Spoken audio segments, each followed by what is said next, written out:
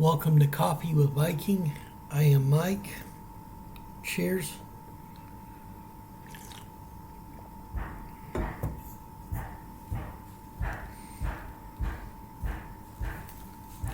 Insurrection. Numbers 16, 1 and 2. One day Korah incited a rebellion against Moses along with 250 other leaders of the community, all prominent members of the assembly. Even after God levies a 40-year sentence on them, the Israelites keep doing what they seem to do best: gripe, bicker, and stir up trouble. One man named Korah insists that God has chosen the Israelites as his special people. He says Moses has gone too far in acting like God's favorite son.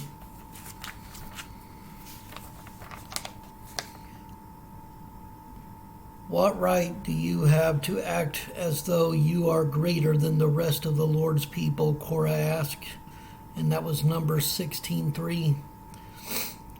What's more, some of Korah's supporters add, You haven't brought us into another land flowing with milk and honey.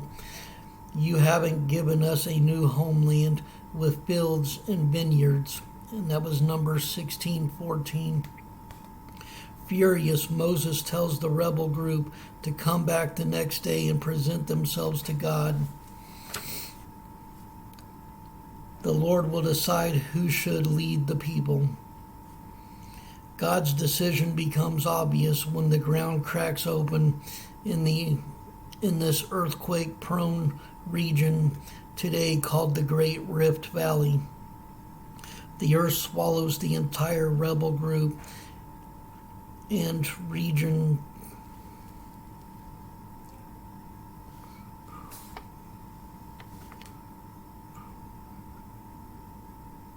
The earth swallows the entire rebel group, and then its rock jaws slam shut.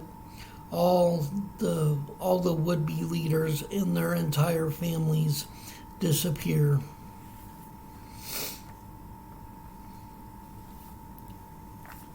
And the thing is, it wasn't just Moses and Aaron they were challenging.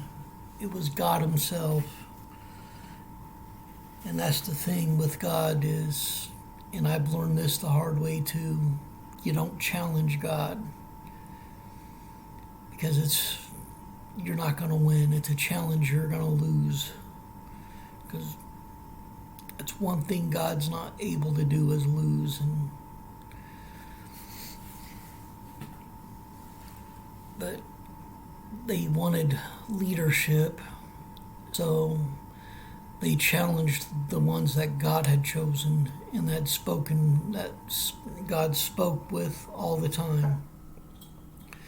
They even challenged God by challenging them. So God in his fury opened the ground up, let the earth swallow them whole, like they were never on the face of the earth. So the thing is, don't challenge God. Just know that God knows what's best, and he will always do what is right for us. Just trust him. And even though it is part of our nature to gripe and complain, it's always best to try not to. And I have learned when I am in the beginning fits of complaints that it makes it easier to fight those complaints when I start looking at all the positive things that have happened that day and start thanking God for all that he has done. I mean, sometimes it doesn't help in the fact that I'm facing some serious troubles, but for the most part, it actually does help. So next time you feel like,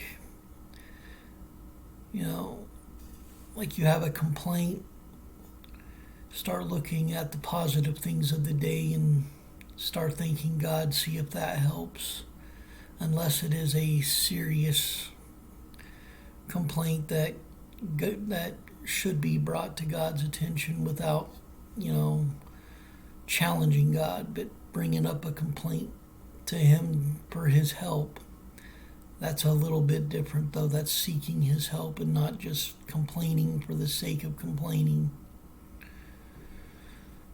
But just trust in the Lord, and He will lead you through whatever you're going through.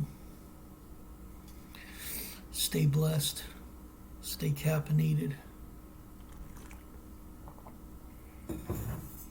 Much love.